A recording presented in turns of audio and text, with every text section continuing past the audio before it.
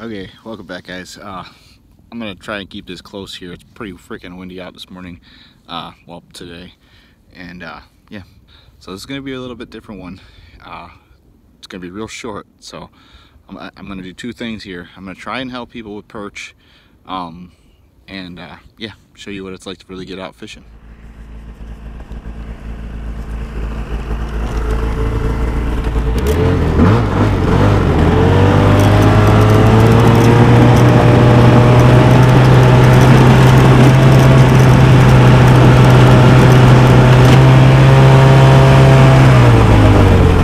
Going on by those guys?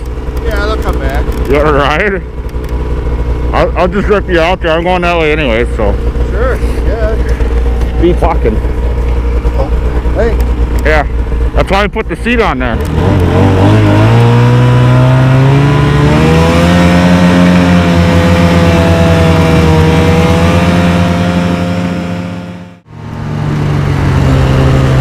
You know how far? Yeah, just go a little further, like past all of that.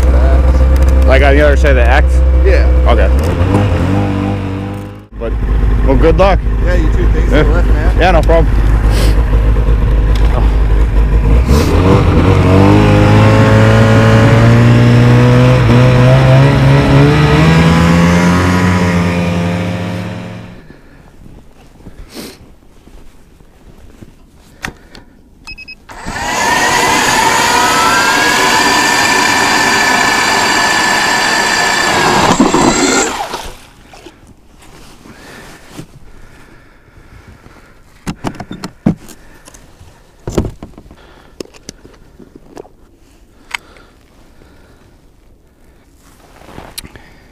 Okay, being midwinter, I think that spoon's going to be a little bit too big, but I am probably going to go with a gold spoon.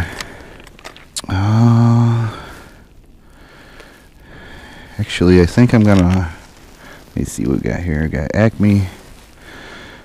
Yeah, I'm going to put this little, it's the same thing, just a much smaller version. So, like I was saying, chasing perch today during some of the cold days this winter that we actually get. I don't know when you guys are going to see this. I put videos out according to what you guys are watching, but hopefully I can get a bunch of jumbo perch and then come back again at the end of the season and get a bunch more jumbo perch. Comment below who likes catching jumbo perch. I want to know how many of you guys actually watch these videos. So I have a school of fish below me right now. Let's see if I can get their attention.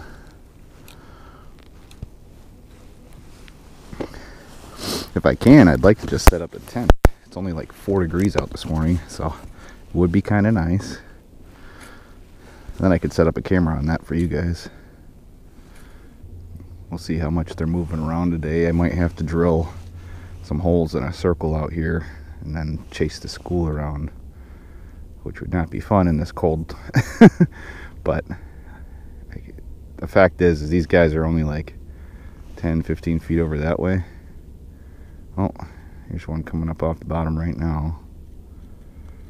Let's see how big they are. Might have to figure out what they want first here. Sometimes you might need to get more than one below you in order to get a bite too, so we will see.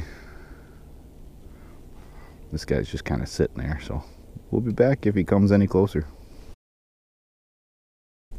Okay, so I busted out the LX7 so I could hop around because these guys keep swimming around in circles out here.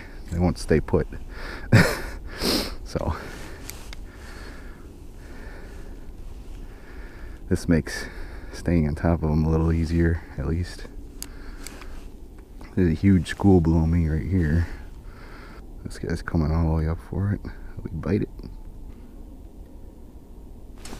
Oh, I had a bite.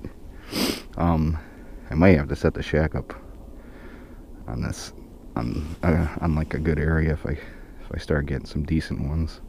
The big thing out here is I need to catch a couple decent ones first, justify setting up the shack. Being super finicky, I might have to actually switch over to like a tungsten or something. because this is a pretty small spoon. Oh, somebody came running up and nailed it. There's 1,000 perch below me right now. I might have to start going through my baits. Yeah, I think I'm going to switch out baits here while I still have fish below me to play with. It's a good time to do it. We'll see if they're being super finicky. We'll put down a really little, I think that's a forage minnow, like the smallest one. It's also a UV glow, so it's sunny out right now, and UV glow is really bright in sunlight. So deep water, finicky fish. See if they'll eat it. Okay, I don't know what you guys are all gonna see, but I've had hundreds of perch below me for hours now, and I've tried every spoon that I think would work for them. So going ultralight with a tungsten and a wax worm.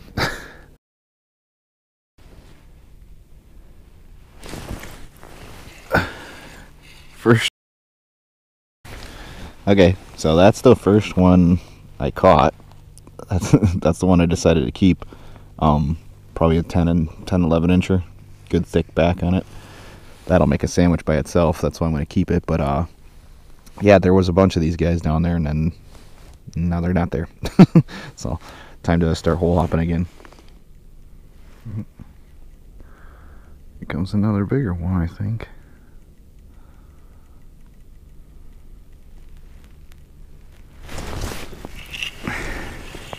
Had to skyrocket that hook set. He came up so high. So that was the bigger one out of the group. I'm gonna guess that. Man, that's what these guys are eating too. So, if you guys never seen actual bloodworms, here's two of them. So those guys are down there eating bloodworms, and I'm gonna stick them on my hooks right now, because nothing better than the actual bait.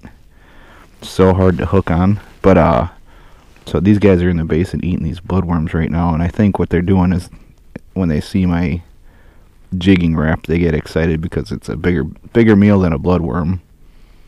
So yeah, threw the bloodworms on there. See if there's any other big ones. Those bigger active ones are the ones that seem to come up after this thing.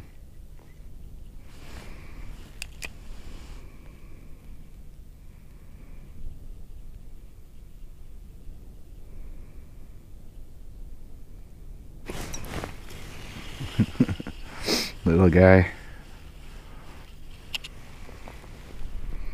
Oh. Little white bass. That might be yellow even. Is that what that is down there? Is that a school of yellows? White bass? Little baby white bass?